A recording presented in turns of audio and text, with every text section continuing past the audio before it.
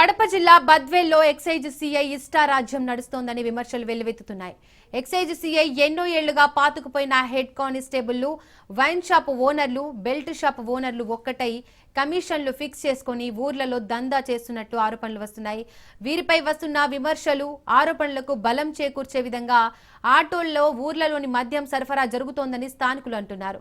Excise CI Sitaramireddy, head కానిస్టేబుళ్లు రంగస్వామి, నారాయణ రెడ్డిలపై బద్వేల్లోని వైన్ షాపుల దగ్గర, బెల్ట్ షాపుల దగ్గర మామూళ్లు తీసుకుంటున్నారని, ఉన్నతాధికారులకు కొత్త కమిషన్లు చేరవేస్తున్నారని విమర్శలు వస్తున్నాయి. ఎక్సైజ్ పోలీసులు మామూళ్లు తీసుకుంటున్నారన్నందుకే ఊర్లోని ఆటోల్లో మినీ బార్ షాపులు తరలి వస్తున్నాయని ఆరోపణలు వస్తున్నాయి.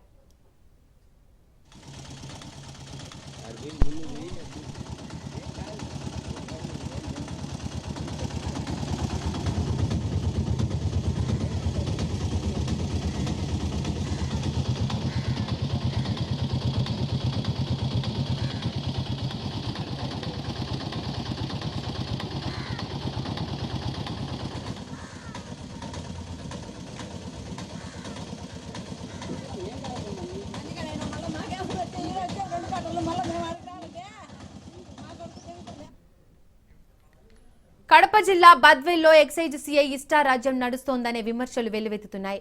ఎక్సైజ్ సీఐ ఎన్నో ఏళ్లుగా పాతుకుపోయిన హెడ్ కానిస్టేబుళ్లు, వైన్ షాప్ ఓనర్లు, బెల్ట్ షాప్ ఓనర్లు ఒక్కటై కమిషన్లు ఫిక్స్ చేసుకుని ఊర్లలో దందా చేస్తున్నట్లు ఆరోపణలు వస్తున్నాయి.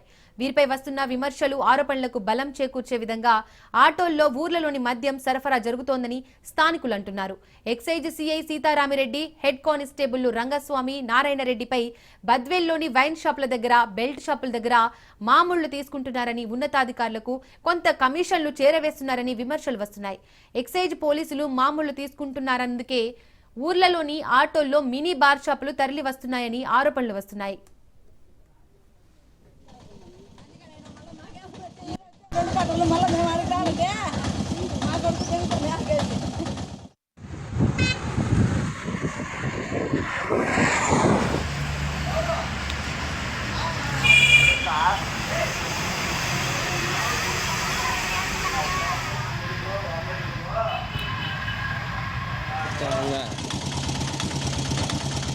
Arvin